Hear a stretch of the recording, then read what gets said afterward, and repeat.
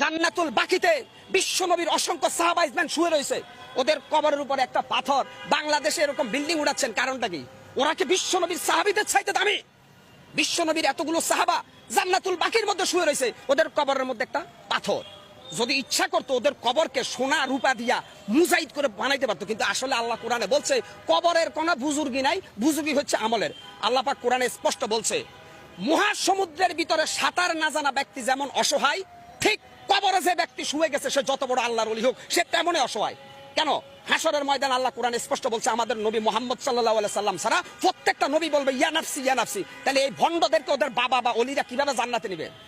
এই বেটা গাঁজাখোর, বেটা বদমাইশ, কোরআন নাই, হাদিস নাই, ফরকালের চিন্তা নাই, আইসাই কয় আমরা মাজারের ভক্ত। ওলি তোমরা মাজার ভক্ত, মাজার পূজারী, অলিদের ভক্ত না।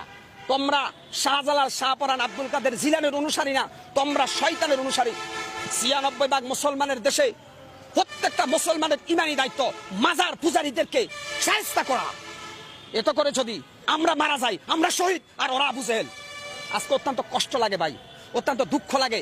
আজকে সোশ্যাল মিডিয়া থেকে শুরু করে এক ধরনের তেলবাজ সুশীল সমাজ বাইরেছে, মাজার ভাঙছে, আস্তাগফিরুল্লাহ আস্তাগফিরুল্লাহ। কেন মাজার ভাঙছে? আরে ভাই, কবরের উপরে বিল্ডিং ভাঙ্গার নির্দেশ দিচ্ছে রাব্বুল আলামিন আল্লাহ। আপনি কত বড় নাস্তিক বুদ্ধিজীবী, আপনি মাজার ভাঙতে নিষেধ করেন কেন?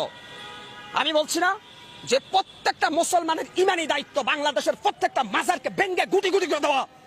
এখানে উগ্রবাদের গন্ধ পাও, মৌলবাদের গন্ধ পাও, তাহলে আল্লাহর কোরআন নিয়ে বসো। এই মাজার পূজারীরা আসো, আমি বসবো তোমাদের সাথে।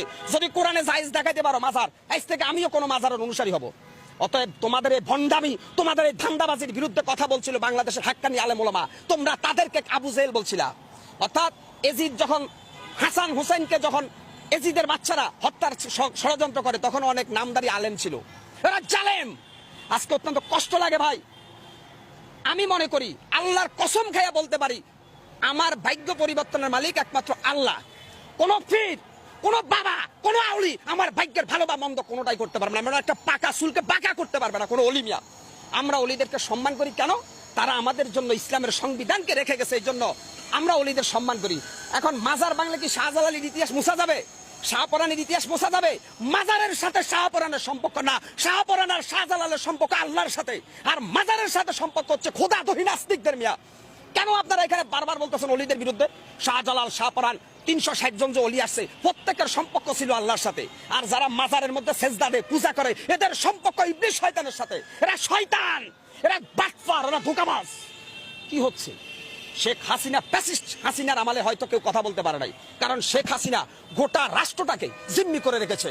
আজকে আমি মুসলমান, যেই দেশে মুয়াজ্জিনের আজান শুনে সূর্য উঠে, যেই দেশে মুয়াজ্জিনের আজান শুনে সূর্য ডুবে, সেই দেশে কোরআনের পক্ষে আমি কেন কথা বলতে পারবো না? মাজার পূজারীদের কোনো দলিল নাই।